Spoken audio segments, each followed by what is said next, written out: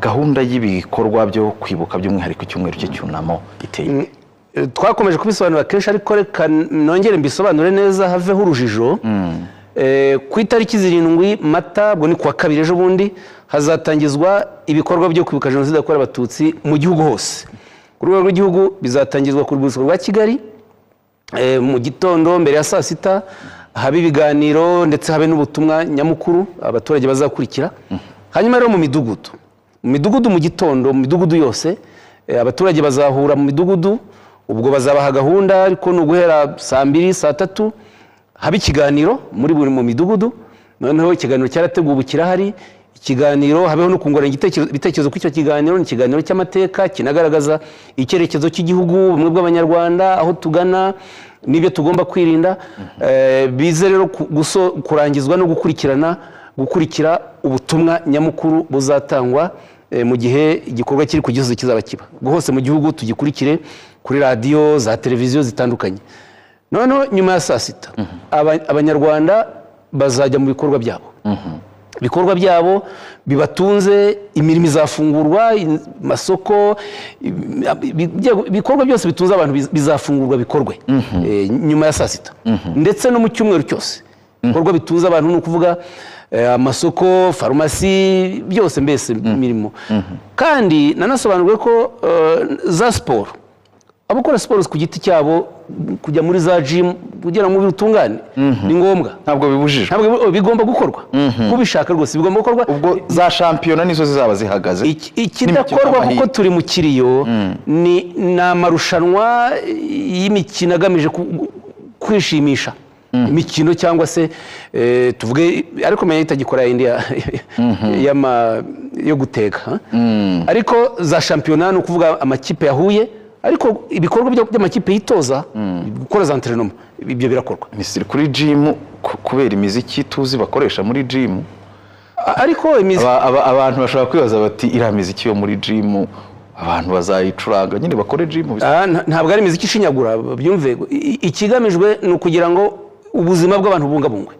Kwibuka ntabwo bihagarika ubuzima, cyane cyane no kugira ngo ubuzima bw'abantu bugende neza. Kimwe mu bituma ubuzima bw'abantu bugenda neza ni siporo. Ntabwo hagarika siporo ntabwo igomba guhagarara. Ibizahagarara mu minsi ni za shampiyona, amarushanwa n'imikino y'amahirwe. Y'amahirwe ariko yacyakora simbizi.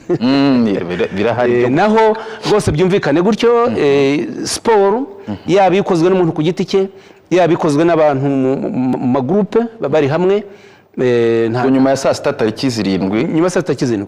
Ariko n'indirimbo izo zije ari indirimbo nyine zishinyagura n'udisinyagura ntizemewe.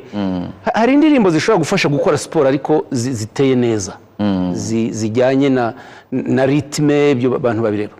Ariko humvikane ko ikintu cyo gufunga uko byakorwaga oya ntagihari. Ubwo ni mu cyumweru cyose nuko ubuzima buzaba bumeze, no gukomeza imisi 100 humvikana. Ubwo tariki 7 umunsi bikorwa bihari nibyo bya mbere ya saa 6 gusa cyangwa ibindi? Ku rwego rw'igihugu i Kigali hazaba n'urugendo rwo kwibuka. Urwo rugendo rwo kwibuka ruzahagurukira hariya ku karere ka Gasabo.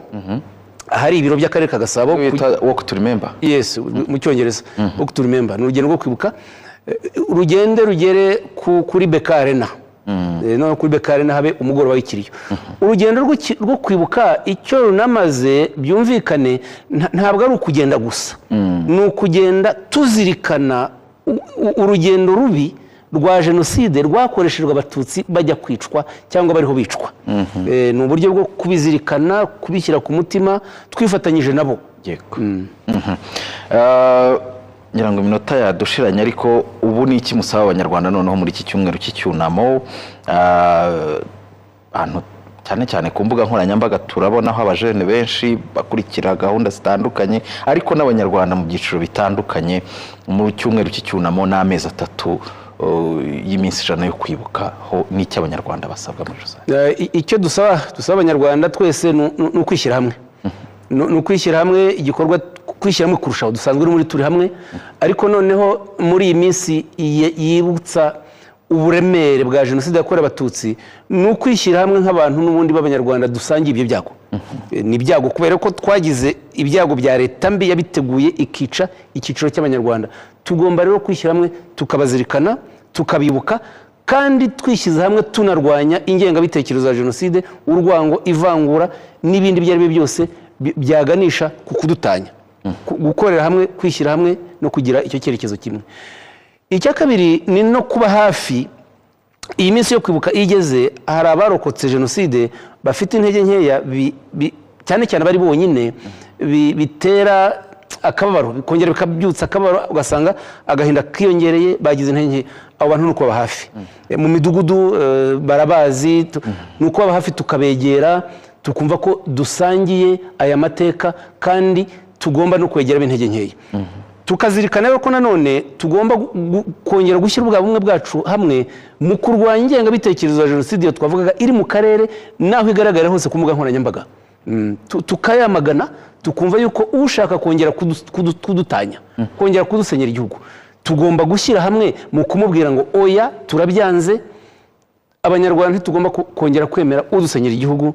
Turashaka igihugu kimeze neza, gikomeza gutera imbere, gikomeza kwiyubaka, kidakeneye gusubira muri iyo politike y'ivangura n'irondabwoko ya Habyarimana n'abatekereza nkawe. Minisitiri w'ubumwe bw'Abanyarwanda n'inshingano mboneragihugu Dr. Bizimana Jean Damascene, reka tubashimire ku mwanya muduhaye muri iki kiganiro. Nanjye ndabashimiye. Tuzinjire mu bihe byo kwibuka dukomeye kandi dukomeze no gufatanya kurinda igihugu cyacu.